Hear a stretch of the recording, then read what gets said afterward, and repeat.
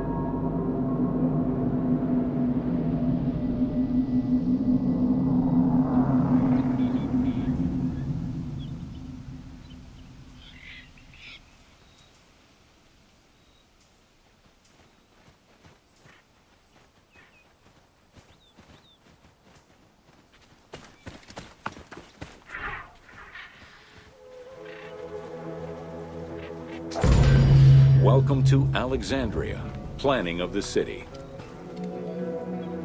Alexander's plan to build his great city began with a verse from Homer's Odyssey. There is, in front of Egypt, in the sea with many swells, an island called Pharos.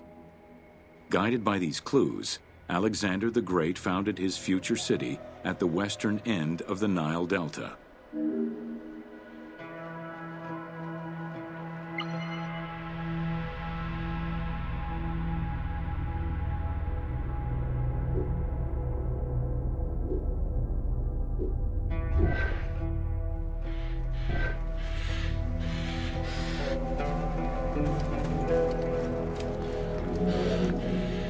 Though Alexander considered this location ideal for his great city, it presented considerable challenges.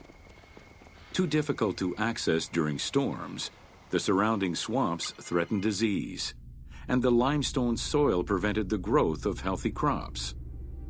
However, due to the influence of his mentor Aristotle, Alexander the Great recognized that the true value was its strategic emplacement. Alexander knew that in controlling Pelusium to the east, Memphis to the south, and his crowning glory Alexandria to the west, he would create a triangular stronghold, allowing him to control the entire delta while giving him access to the Mediterranean.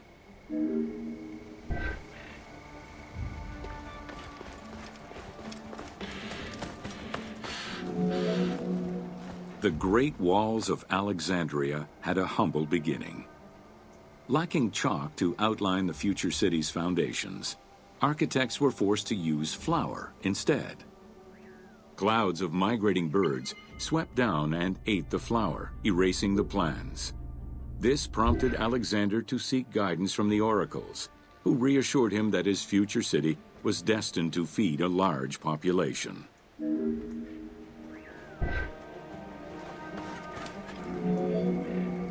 Excavations led by Mahmud Bey el-Falaki in the 19th century revealed that the wall enclosure measured approximately 5.2 kilometers in length and 2.2 kilometers in width. It was roughly 9 meters in height.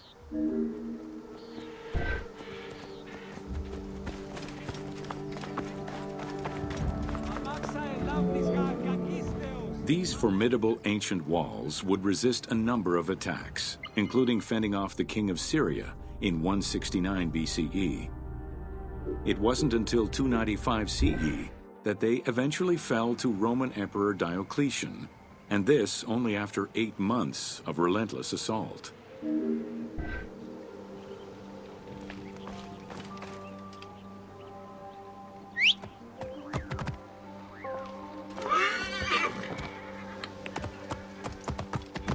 Whoa! Huh? Yeah!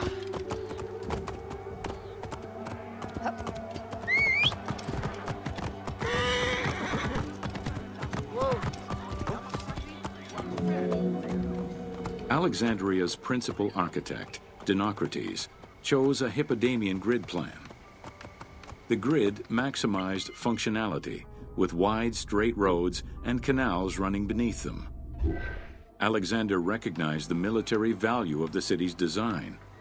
The wide parallel streets gave him optimal surveillance of the city while allowing the unobstructed flow of troops.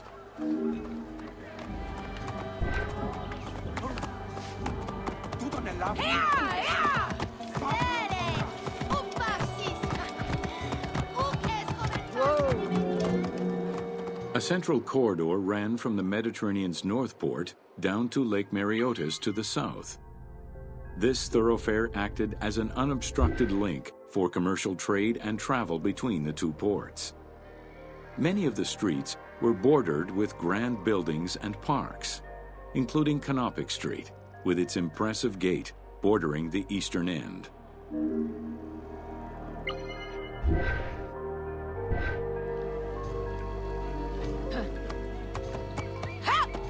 Whoa.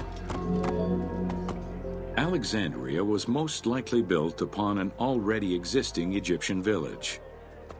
Upon its completion, the Egyptians reviled the city, refusing to call it by its founder's name. Instead, they called it Raked, the building, as a mark of disdain, which was later Hellenized into Rakotis. Despite this, the name Alexandria would remain.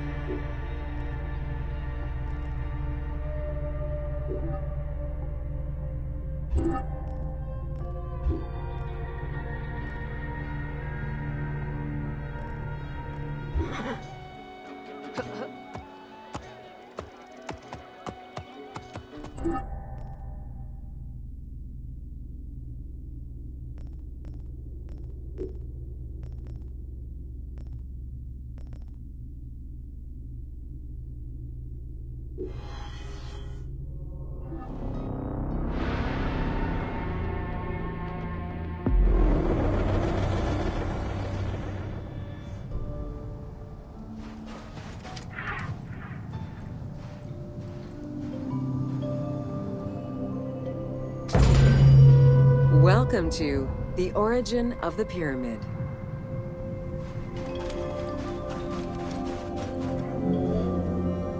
The origin of the word pyramid is controversial. Most believe that it originates with the Greek word pyramis, which referred to a bread of conical shape. Life and death in ancient Egypt were modeled on the cycle of the sun. The perfect shape of the smooth-faced pyramid became associated with the metaphor of the pharaoh transformed into one of the sun's rays in death. Pyramids represented the Benben, the primordial mound of the Heliopolitan creation myth. These stories permeated every aspect of Egyptian life to a greater or lesser extent.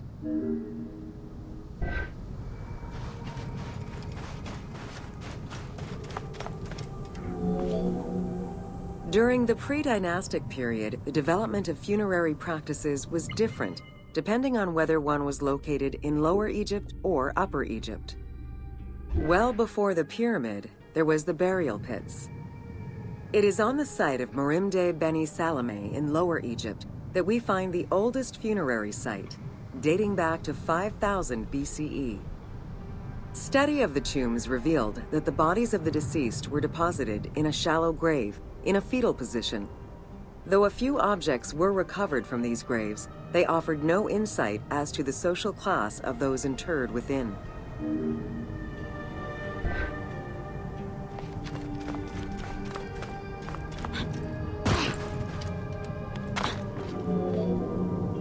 In Upper Egypt, pre-dynastic practices are easier to study, but reveal more complex funerary rites.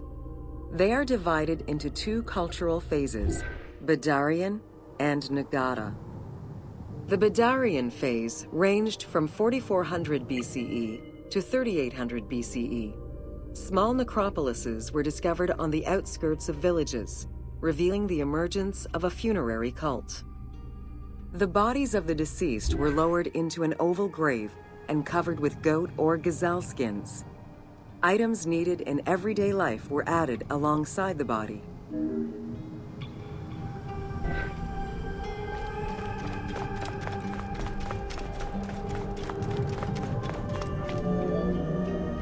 During the three Nagata periods ranging from 4000 BCE to 3510 BCE, funerary practices evolved in complexity. The shape of tombs changed from oval to rectangular, mimicking the homes of the living. The size of the burials increased and funerary items became more stylized and numerous. Tombs gained complexity with masonry, wooden veneers, or raw bricks added to strengthen the structures. In time, socially stratified necropolises emerged. For example, in Hierakonpolis, the elite and commoners had separate necropolises.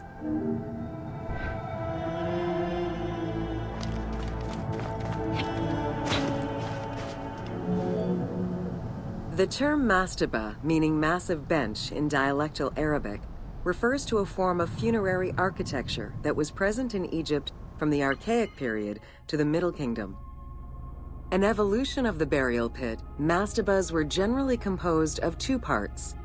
A structure was built above the ground in the form of a massive rectangle with stepped walls, and a subterranean burial chamber was located underneath.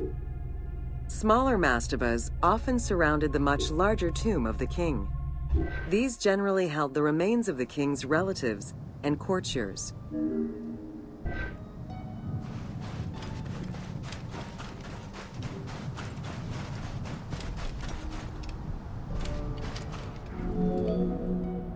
The arrangement of the substructure of the mastaba evolved during the course of the Old Kingdom. From the 5th dynasty onwards, mastabas often featured multi-roomed substructures, with sometimes up to 30 rooms.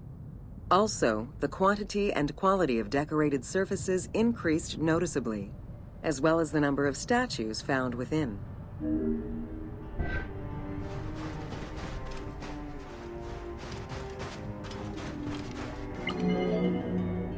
The 6th dynasty would see art used to its utmost.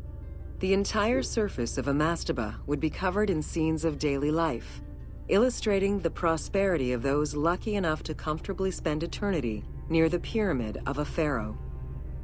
The best example of this type of mastaba is the tomb of Meroruka in Saqqara.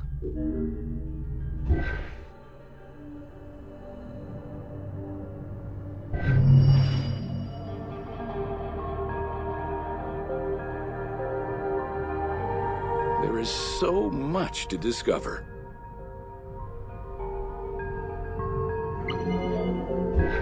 The 6th dynasty.